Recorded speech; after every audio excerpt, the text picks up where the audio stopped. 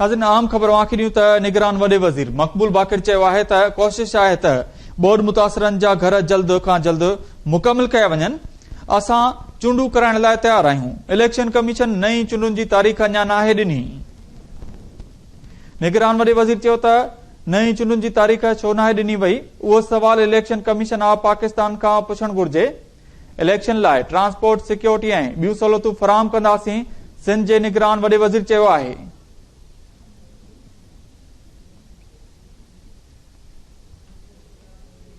इन हवाले सां वधीक तफ़सीलनि लाइ एसएस लाइन ते मौजूद आहे ज़ुल्फ़कार सोलंकी। जी ज़ुल्फ़कार, अपडेट कजो। जी बिल्कुल, सिंध के निगरान वॾे वज़ीर जस्टिस मक़बूल बाक़र अॼु सेवण के दौरे दौरान मुख़्तलिफ़ इजलासनि खे ख़िताब करण बैदि डीसी कैंप ऑफिस सेवण में मीडिया से ॻाल्हि ॿोल कंदे चयो आहे त आम चूंडुनि की तैयारी के हवाले से चीफ सेक्रेटरी सिंध सां इजलास में ॻाल्हि ॿोल थी आहे।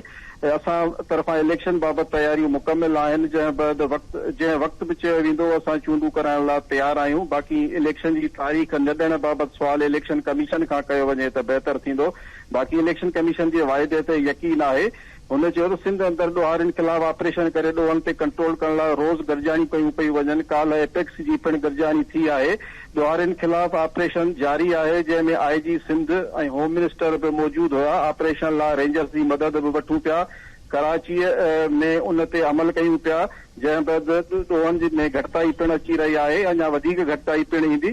हिकु सुवाल जे जवाब में वॾे वज़ीर चयो त मूंखे शहीद जान मोहम्मद महर जे वाक़े ते तमामु रंज ऐं अफ़सोस थियो आहे।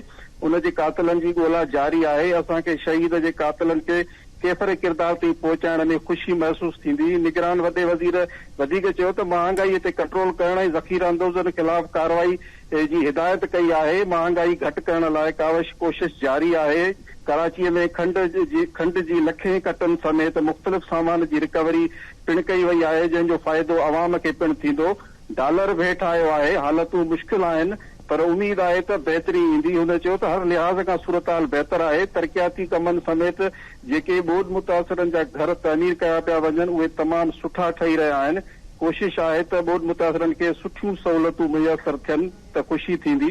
निगरान वॾे वज़ीर मुख़्तलिफ़ सवालनि ते गर्ल्स डिग्री कॉलेज सेवण जी तामीर जो कमु जल्द मुकमल करण ऐं दरगाह कलंदर जे ज़ाहिरी मुसाफ़िर खाने खे फ़ाल करण जो पिणु जेको सो हुकुम ॾिनो। इन खां अॻु वॾे वज़ीर कलंदर लाल शहबाज़ जी मज़ार ते हाज़िरी भरे चादर चाढ़ी, फातिहा ख़्वानी कई।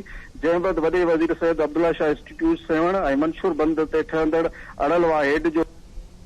वॾी महिरबानी अपडेट करण लाइ ज़ुल्फ़कार सोलंकी।